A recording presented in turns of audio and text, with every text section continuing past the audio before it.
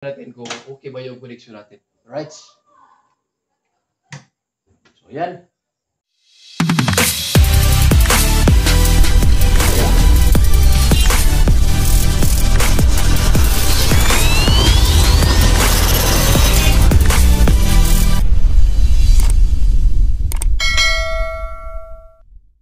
Yo, what's up mga kaniks? Panibagong araw, panibagong pag-asa, panibagong vlog na naman tayo. Alright, for today's video mga kaniks, ay isi-share ko na naman sa inyo kung paano magkabit ng isang single switch at gamit yung ating dalawang bulb. So, last video natin, yung pinakita natin ay isang bulb lang. So ngayon mga kaniks, dalawa na yung ating ikakabit na ilaw. Pero bago ang lahat, sa mga hindi pa po nakapag-subscribe dyan kay Algin's Kids Vlog TV, right? Pakihit lang po yung notification bell at bell all na rin mga kaniks para update kayo sa mga bago pong updates. Alright, let's go! So, bago tayo mag-umpisa mga kaniks, so ipakikilala ko muna yung mga parts na ginagamit natin sa ating pagkakabit ng single switch gamit ang dalawang bulb. So unang-una mga kamiks, ang ating safety breaker. Ito yung safety breaker. Safety breaker. So sumunod, ito yung wire natin. THC number 14. Ang THC number 14 mga kamiks, siya talaga yung ginagamit para sa ilaw. Para sa mga ilaw. At saka itong safety breaker na 15, sila talaga yung partner. 15 amperes at saka number 14 na wire. So ito, THC mga kamiks. So ito siya, ito yung junction box. Tinatawag ng junction box kasi dito tayo mag-splice, dito tayo mag-kunik-kunik lahat ng ating mga wire. So ito PVC orange 1/2. Ito yung pang-electrical talaga sa mga kaniks, pang-electrical. Ito siya PVC blue lang siya, dapat orange to siya. Wala kasing available male adapter. Ito siya mga kaniks, male adapter. Yung blue ito. Ito, receptacle. Bulb receptacle mga kaniks. Bulb receptacle. Ito siya. Ito yung tinatawag na utility box. Para sa ilaw at saka sa outlets. Ito siya. Flash type. Flash type to siya mga kaniks. Kasi nililibing ko siya sa walling mo. Ang makikita lang sa surface ay yung outlet mo lang, switch mo lang mismo. Flash type switch. So, syempre itong ating switch. Flash type switch, single switch. So, ito siya pwede itong lagyan kahit tatlo. Kasi ito natatanggal kasi ito siya. Pero isa lang yung ginagamit natin. So, ito mga kamiks, kayang magdala ng 3-4 na bumbilya to. Pero depende sa kaya ng pirahin ng ano. So umpisahan na natin mga kamiks. Dito tayo sa ating safety breaker, sit up, papasok sa bahay. So kunwari bahay mo to. Bahay mo itong winawiringan natin. Alright? So, dito tayo mag-upisa sa pinaka main source mo. So, dito tayo, may dalawang linya tayo mga kamiks. Ito yung negative, line 1, positive. Ito siya, nakataging na tayo, may tagging na mga kamiks. Line 2, ito yung negative. Nakataging na rin siya rito mga kamiks. Kasi hindi talaga pwede hindi lagyan ng tagging kasi individual kasi ito siya. Hindi katulad nung duplex na wire. Itim at saka puti na siya. So malalaman mo na kung saan yung positive. ito, single, kaya nilagyan natin ng tagging para hindi talaga tayo magkamali. So, papasok sa bahay natin, meron din tayo positive at saka negative. So, yan na yung magbibigay ng supply doon sa loob.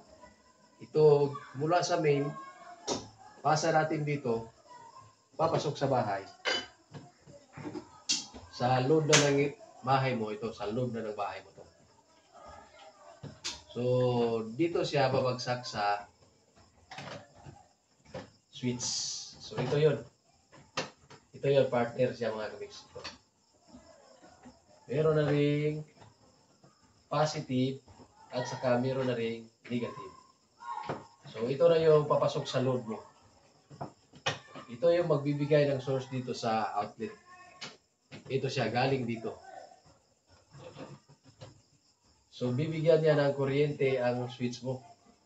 Tapos, ito siya ang magbibigay kuryente patungo sa mga bulb mo. So, yung ating bumbilya mga kamix, meron din positive at saka negative. Pero yung switch natin, baka nagtataka kayo na walang negative. Tandaan talaga lagi mga kamix, walang negative na papasok talaga sa switch. Positive talaga lahat. So, ang negative lang, doon lang sa ating bumbilya. Ang may negative. So, dito, sa switch, positive lahat. Right.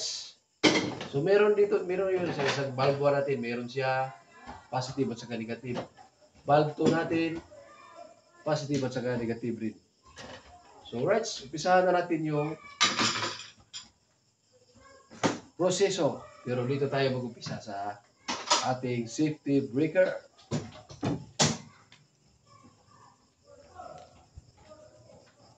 Dito tayo sa safety breaker una mga kamix. So, papasok dito sa load supply para sa bahay mo. Bahay mo yan eh. Bahay mo. So, unahin natin yung ito. Positive. Ito yung positive. Positive. So, splice lang natin mga kamix. So, ayusin ito yung magka-splice para walang loose contact. Yan. So, positive. Ito. Positive. Saka negative.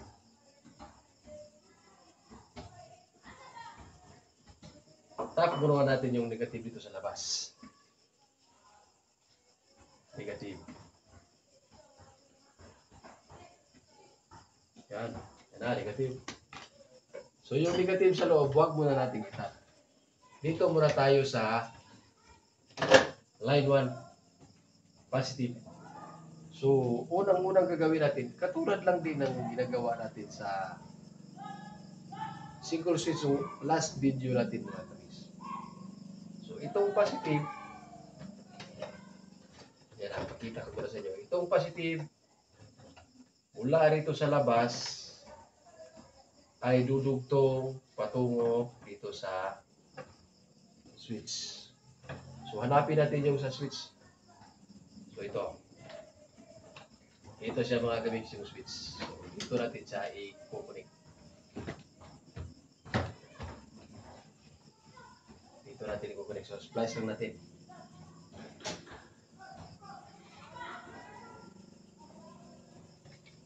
Yan. Ito yung sa switch mga kamix. So, i-connect muna natin yung switch para hindi tayo malito.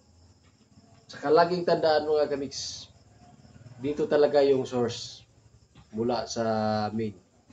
Nakaganyan yan. So, dito talaga. So, pasok natin.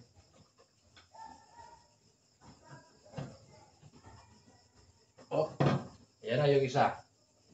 So, ito siya.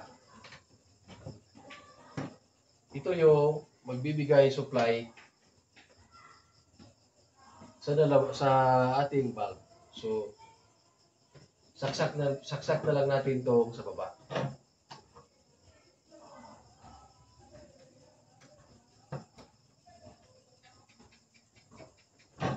saksak lang tayo mga kamiks. So pag nagkabit na tayo sa actual, idiin talaga natin ang husto. Kasi hahawak naman yan sa ilalim. Kasi may ano yan sa ilalim. Ito siya. So dito na tayo. Line 1 pa to lahat mga kamiks. Line 1. Wala pang line 2. So hanapin lang natin yung line 1. Susunod natin ay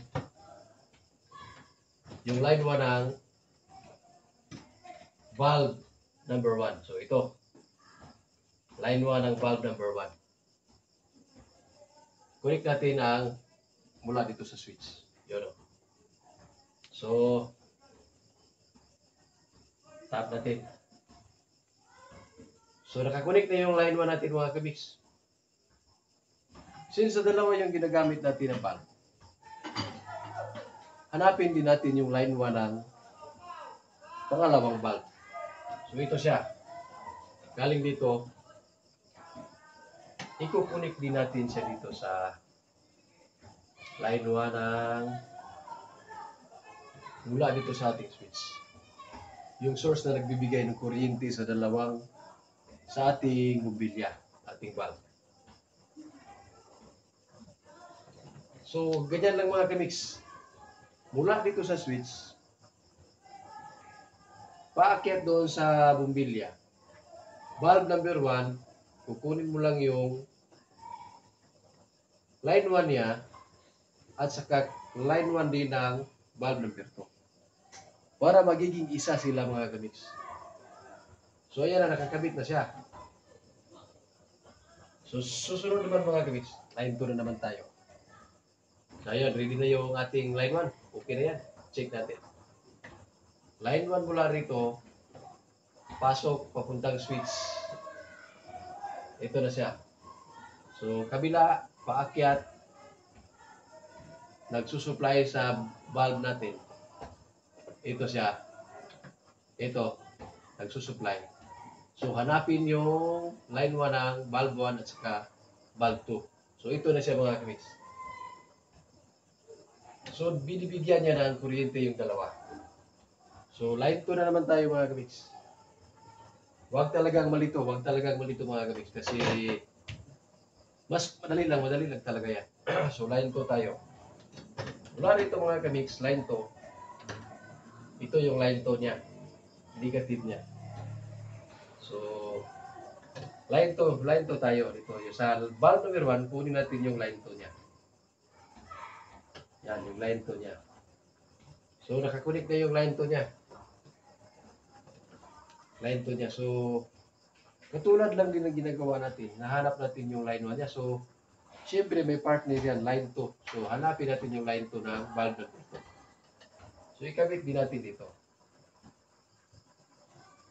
Kabit din natin dito mga kamiks. Splice natin. Yan. So, ang nangyayari ngayon, iisang switch, dalawang valve. Ang dalawang valve, pagaganahin ng isang switch. So, positive, line 1, nagiging single. Dapat kung dalawa lang dito siya. So, dalawa na yung valve, tatlo na sila. Kasi dalawa na yung binibigyan natin ng supply. Dalawang valve. So, ito yung line 1. So, sa negative naman, ito, instead na isa lang bibigyan kasi single, isang valve, nagiging dalawa na kasi dalawa ng valve yung ginagamit natin.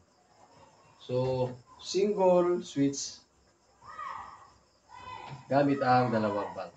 So, right. Okay na yung mga connection natin mga kamiks. So, tape muna tayo. So, ito na siya mga kamiks. Na-ready na siya. So, takpan na natin ang mabuti para malinis yung ating trabaho. So, ito na yung itsura mga kamiks. Itong natin, lang to siya. Sample kasi tutorial lang kasi ito siya mga kamiks. sa actual na pagkakabit na, iba na yung itsura kasi sa bahay na kasi, ikaw na kasi yung mag-arrange kung saan mo gustong ilagay yung outlet mo, switch mo. Ikaw na yung depende sa gusto mo kung saan mo gustong ilagay. So ito siya, pinapakita lang natin kung paano natin gagawin. Single switch with 2 bulbs. Gamit natin ay 2 bumbilya mga kamiks sa iisang switch. So testing na natin mga kamiks. Mula dito sa safety breaker, papasok load ng bahay mo. Papasok sa load ng bahay mo. So testing natin kung okay ba yung connection natin. Right? So yan. So successful at okay yung connection natin mga kamiks. Sana wag po ninyong kakalimutan. Single switch, isang bulb, 2 bulb. Parang iisa lang yan din. Kasi dinagdagan lang natin ng isang bulb. So itong linya niya, dinagdag lang natin dito. Line 1, isinama lang natin dito sa line 1 niya. At saka yung line 2 niya, isinama rin natin dito sa first bulb. So parang iisa lang yung kinabit natin. So kahit na 3, 4, ganoon lang din ang proseso mga kamiks. Idadagdag lang natin yung line 1 at saka line 2 dito. Ikukunik lang natin sa iisang switch. Pero yung source niya mga kamiks, iisa lang talaga pababa dito. So itong nagtatapo ng kuryente mula dito sa baba. Yung line 1 lahat ng mga mobilya, 1, 2, 3, 4. Dito talaga yan sa line 1 ng mula dito sa baba. Yung nagtapo ng kuryente, nagsusuporta sa kanilang lahat. At saka yung line 2 nila, pag-iisahin mo rin yung neutral, yung ground. Dito, lahat ng line 1, line 2 na. Maliban lang dito sa line 1 na bumababa dito sa switch. Right? Sana po ay may natutunan kayo sa ating electrical tutorial mga kamiks. Sana po ay wag po kayo magsawang sumuporta kay Algin's Mix Vlog TV. Right? So sa mga hindi pa po nakapag-subscribe, sana po ay bell all nyo po para update po kayo sa mga bago nating updates. So right, maraming salamat. Kita-kits susunod update. I love you all.